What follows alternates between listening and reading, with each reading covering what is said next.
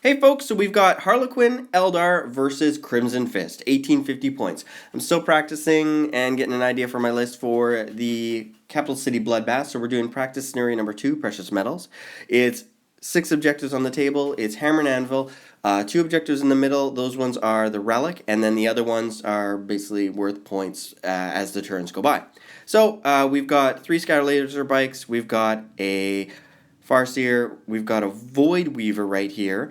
We've got 3 troop units, all of them in Star Weavers. Now, one with the ponytail, that's going to be this one here. This one has my Shadow Seer, who's going to be the warlord for the game. There's a 3rd troop down here, and they're all set to go.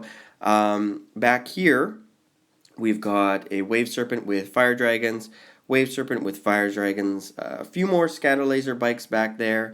We have a group of Hornets. We also have 2 groups of Sky Weavers. There we go. Whew. I've been having a lot of problem with the Star Weavers, Sky Weavers, Void Weavers. Too many Weavers in this army. Still trying to get used to the Harlequins. I'm really excited about getting a chance to play them and really see how the army kind of has progressed and kind of works with my Eldar allies, the Hornets and the Scatter Laser Bikes. And I'm thinking the Fire Dragons might do well. For the Crimson Fist, they've got a Stormlance Demi Company and an allied detachment as well. There's 3 squads of Tactical Marines. They have plasma weapons. There's also a Devastator squad in that far Rhino at the back with the top off of it. They've got 4 Heavy Bolters. There's 3 Land Speeders. Those ones have Heavy Bolters and Assault Cannons. The Warlord is a Chaplain.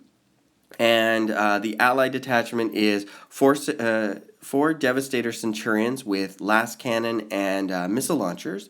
There's a Librarian in the group with he's level 2. There's also the Duro pattern Dreadnought here. And then in the back, we've got a small group of Scouts in a Land Speeder. So we managed to seize initiative, which was really good. We focused on the bottom here, so the Harlequins and Eldar all went through to the bottom of the table to focus on the Centurions. We did manage to take out 2 Rhinos. I was a little worried about the objective in the top left there, holding it, but there's only so much I can do. I need to get as much firepower on the enemy as possible. So the one with the Devastators was destroyed, and the one with the Tactical Squad here was destroyed. So in return, one of their Tactical Squads drove up on the objective there and immobilized themselves. These guys just kind of maneuver around to get some better shots. Land Speeders drove up and took that position. A little bit more maneuvering around here. That Rhino drove up, dropped the guys out with the special rules, jumped back in with the objective. Arg! So took some shots, lost 2 Hornets. I lost a lot of units in this first round too. We lost a Star Weaver here, spilling some guys to the floor, and we lost another Star Weaver over here, spilling some guys to the floor. So that was pretty painful. So to try and capture some ground, I fired everything I could into the Centurions, killed most of them off, and tried to fire as much as I could into those guys too. The Land Speeders just wouldn't die. They passed every cover save. Those Fire Dragons, I thought they had them dead to rights. But no, they didn't. Fired a few shots on one of the Rhinos, didn't really cause any damage or anything. But you can see how I'm pushing up into this one side. I tried to assault with some of the bikes, and I did lose one, which was kind of cruddy, but oh well. Centurion moved up here. He's all by himself, and the Librarian went in there. I did kill off the Chaplain Warlord earlier in the previous round.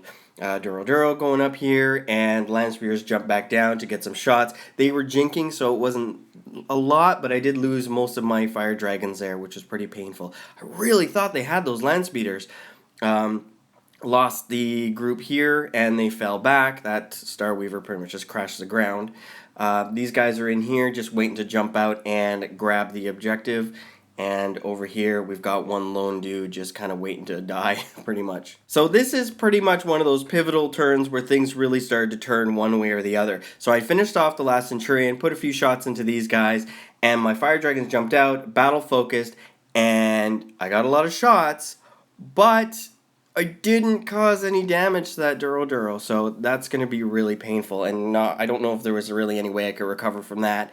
Fire Dragon jumped back in the vehicle, some more maneuvering around, and I moved the Harlequin to the other side of the building there, which I completely forgot about for the rest of the game, and he just died.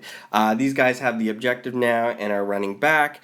And that's pretty much just me sitting on the objective, hoping for the best. Some Marines jumped out. They assaulted the Wave Serpent, crashed it to the ground. That poor Skyweaver has a wound on it.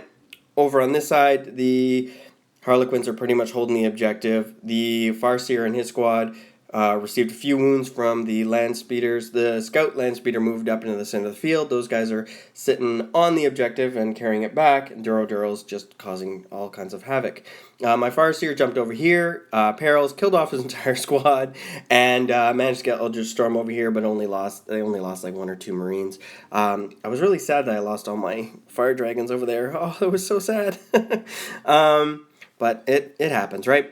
So pretty much it's going a little bit south here, but we did manage to go in and take out the Librarian and the Marines with the Harlequins there, and the Skyweaver moved back to capture that objective. The other guys did manage to get back into the fight, but they're a little ways away.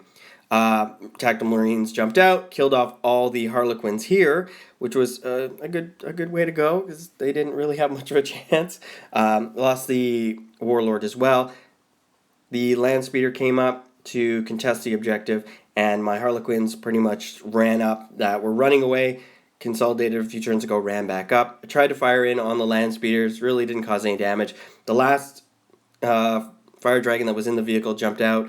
I did manage to kill off the land speeder, didn't make it explode, so those scouts were all laughing and holding the objective too. So pretty much from this point on, there was no way to recover. I just couldn't cause enough damage and capture enough victory points to be able to maintain, and I couldn't hold the relic either. So it was a great game, though. It was really nice getting the Harlequins on the table and getting a better feel for them. Their range really makes a big difference. When you're going from 36-inch range with scatter lasers to 24-inch range shuriken cannons, it really makes a big difference, especially when you're trying to hold down a large line of defense. So you really got to focus in, kill off a few units, and then just kind of work around. So it was a great practice. Had a lot of fun, and those Crimson Fists win again. But next time, we'll see what we can do. So like, subscribe, all that fun stuff. Thanks so much for watching, guys, and I'll talk to you later. Bye now.